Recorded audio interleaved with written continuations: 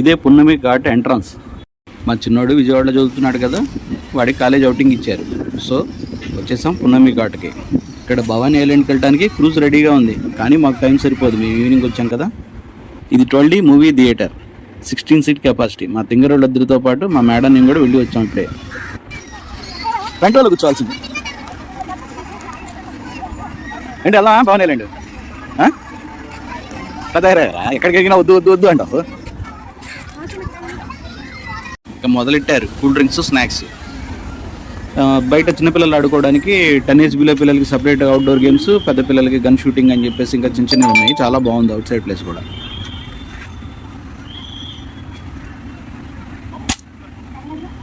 అన్నీ తగులుతుంది పాపం, ఒకటే కొట్టింది. అన్నీ ఒకేసారి వెళ్తాయి.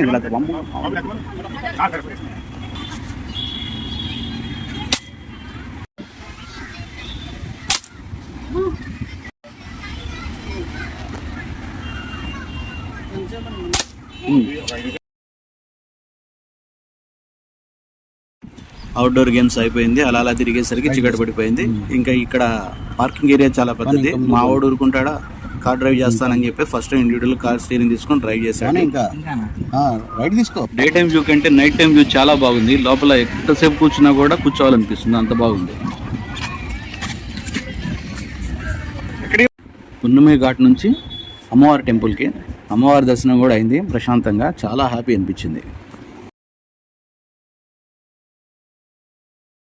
అమ్మవారి టెంపుల్ నుంచి బస్ స్టాండ్ ఆపోజిట్లో ఉన్న ఫుడ్ కోర్ట్కి వచ్చేసి ఇక్కడ కూడా ఇండోర్ గేమ్స్ ఉన్నాయి. చిన్నపిల్లలు కొట్టుకోవడానికి తీసుకున్నారు, నడుగడలు.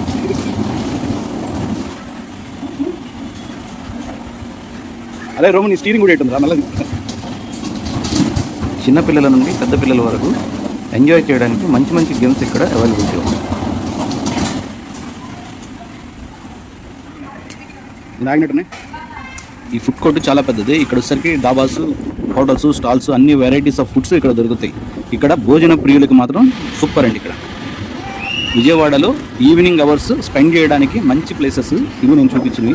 జస్ట్ మా వాడిది ఇప్పటితో అవుటింగ్ అయిపోతుంది. నైట్ 10 o'clock మళ్ళీ కాలేజీలో డ్రాప్ చేసేసి చలో Guntur. Thank you very much.